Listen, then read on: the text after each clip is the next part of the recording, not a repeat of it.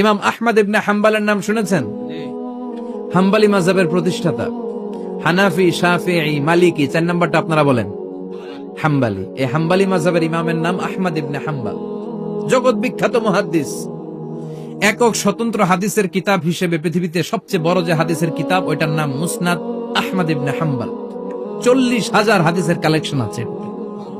এই ইমাম আহমদ ইবনে হাম্বল ওনার শেষ জীবনটা হাদিস পড়ানো, হাদিস কালেকশনের জন্য ব্যয় করেছে। শহরের পর শহর, দেশ থেকে দেশ, দেশান্তরে ঘুরতেন একটা হাদিসের জন্য। উনি সফরে বেরিয়েছেন হাদিস কালেকশনের জন্য। প্রচন্ড শীতের রাত, উনি মাগরিবের নামাজ, এশারের নামাজ পড়ে একটা মসজিদে শুয়ে পড়লেন, আর শুয়ে শুয়ে হাদিস পড়তেছেন। কি পড়তেছেন? কথা বলেন। আর মনে মনে ভাবলেন রাতটা মসজিদে কাটায় দেই, ফজরের নামাজ পড়ে আবার বেরোবো। কিন্তু দারোয়ান এসে বলে মসজিদে থাকতে পারবেন না, ওঠেন। দারোয়ান আছে না? কথা কন। আহমদ ইবনে হাম্বল বললেন, আমি শুধু রাতটা থাকতে চাই, আমি তো ফজরেরও মুসল্লি, ফজর নামাজ পড়বো তো এই মসজিদে, আমার থাকতে দাও। দারোয়ান তো দেয় না, কেনা মসজিদে থাকার জায়গা না, যান মিয়া। উনি যে আহমদ ইবনে হাম্বল এটা চিনে নাই, থাকতে দেয়। কি করবে এখন? উনি কাঁথা গুছিয়ে হাদিসের কিতাব নিয়ে কাঁধের মধ্যে ব্যাগ নিয়ে মসজিদ থেকে বের হয়ে গেলেন। কি আর করবেন, প্রচন্ড শীত, আর কাঁপতেছেন, বুড়ো মানুষ। পথিমধ্যে দেখলেন বাজার একজন খাব্বাজ, শাবুন খাব্বাজ, যুবক রুটি বিক্রেতা। সে রুটি বিক্রি করে, চুলার মধ্যে রুটি সেকে। সে যে সালাম দিল, আসসালামু আলাইকুম। যুবক বলে, ওয়ালাইকুম আসসালাম। আহমদ ইবনে হাম্বল বলে, যুবক, আমার যাওয়ার জায়গা নেই, সফরে বেরিয়েছি, খুব শীতে কষ্ট পাচ্ছি, রাতে যদি তোমার এই চুলা থেকে একটু আগুন পোহাই, কোনো সমস্যা? যুবক বলে, না না, সমস্যা না, আহলান ওয়া সাহলান, খোশ আমদেদ, আসেন আসেন, আপনি আগুন পোহাইলে আমার সমস্যা কি? সুবহানাল্লাহ পড়েন। আল্লাহ শুকরিয়া করে উনি বসলেন আর আগুন পোহাচ্ছেন। আর খেয়াল করলেন যুবক রুটি বানায় আর পরে আস্তাগফিরুল্লাহ, রুটির দলা বানায় পরে আস্তাগফিরুল্লাহ, খামির বানায় আর পরে আস্তাগফিরুল্লাহ, রুটি নিয়ে উনুনের ভিতরে, চুলার ভিতরে সেকা দেয় আর পরে আস্তাগফিরুল্লাহ। দোকানদারের কাছে কেউ আসলেই সে রুটি দেয় আর পরে আস্তাগফিরুল্লাহ। ক্রেতার কাছ থেকে টাকা নিয়ে ক্যাশ বক্সে রাখে আর কি পড়ে? আবার রুটি বানানো শুরু করে আর কি পড়ে? খালি এইটাই পড়তেছে। ইমাম আহমদ ইবনে হাম্বল তো অবাক, কিরে এটা আবার কেমন যুবক, খালি আস্তাগফিরুল্লাহ। উনি প্রশ্ন করলেন, যুবক, ঘটনা কি? আসার পর থেকেই তোমার দেখতেছি তুমি রুটি বানাও, রুটি বিক্রি করো আর পড়ো আস্তাগফিরুল্লাহ, মালাকা ইয়া শাবাব।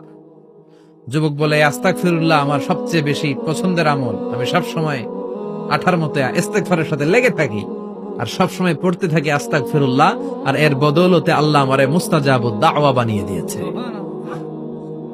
আহমদ ইবনে হাম্বল তো অবাক, আনতা মুস্তাজাবুদ দাওয়া? তুমি মুস্তাজাবুদ দাওয়া, রুটিওয়ালা? আমি এত বছর হাদিস পড়াই, আমিও তো মুস্তাজাবুদ দাওয়া না, আর তুমি রুটি বেচো বাজারে, তুমি মুস্তাজাবুদ দাওয়া? তুমি দোয়া করলে সব কবুল হয়ে যায়? যুবক বলে, না, আনা মুস্তাজাবুদ দাওয়া।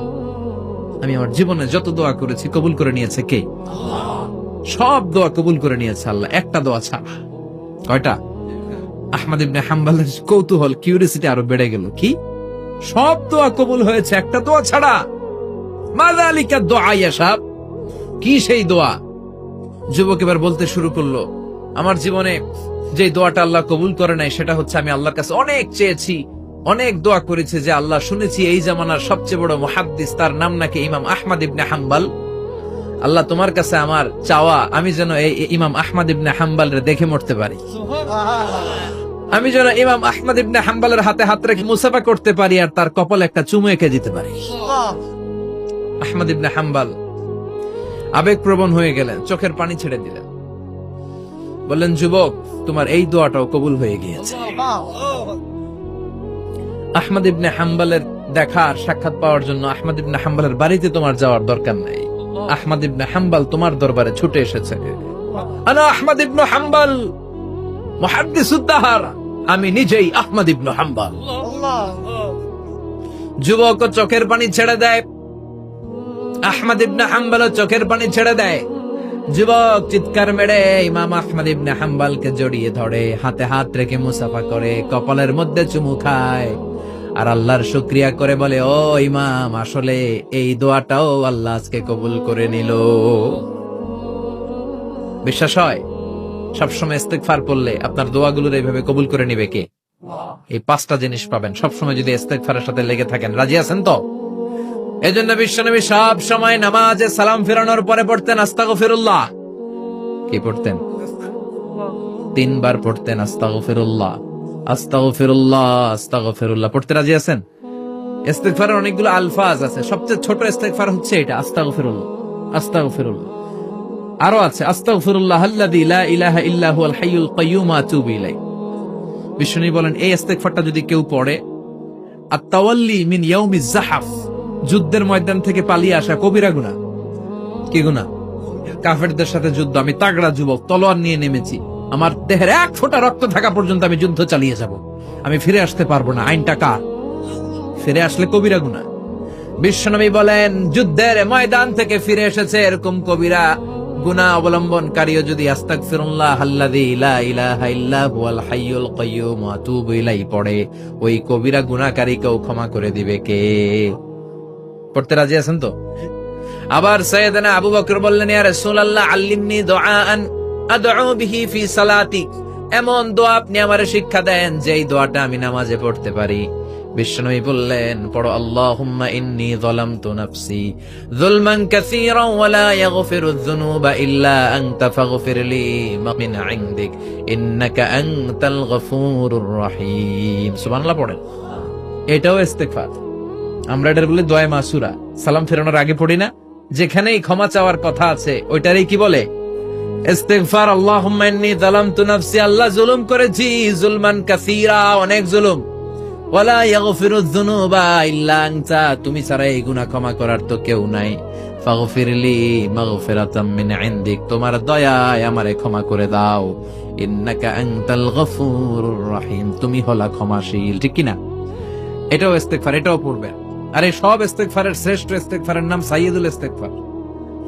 যত ইস্তেগফার হতে পারে এর মধ্যে সবচেয়ে শ্রেষ্ঠতম ইস্তেগফার নাম কি? কথা কন। বুখারীর বর্ণনা, শাদ্দাদ ইবনে আউস রাদিয়াল্লাহু তাআলা আনহু বর্ণনা করেন, এই সাইয়্যিদুল ইস্তেগফার দিনের বেলা যে পড়বে ওই দিনে মারা গেলে সে জান্নাতি। এই সাইয়্যিদুল ইস্তেগফার রাতের বেলা যে পড়বে ওই রাতে যদি ইন্তেকাল হয় ওই লোকটা জান্নাতি।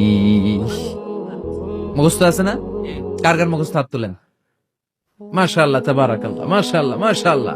আর যাদের নাই তাদের হোমওয়ার্ক, তাদের আল্লাহুম্মা আনতা রাব্বি লা ইলাহা ইল্লা আনতা খালাকতানি ওয়া আনা আবদুক ওয়া আনা আলা আহদিকা ওয়া ওয়া'দিকা মাস্তাতা'তু আউযু বিকা মিন শাররি মা সানা'তু আবুউ লাকা বিনি'মাতিকা আলাইয়া ওয়া আবুউ লাকা বিযামবি ফাগফিরলি ফাইন্নাহু লা ইয়াগফিরুয যুনুবা ইল্লা আনতা। সুবহানাল্লাহ পড়। আজকে রাতে পড়ছেন, মারা গেলে জান্নাতি। চিল্লায় পড়েন আল্লাহু আকবার।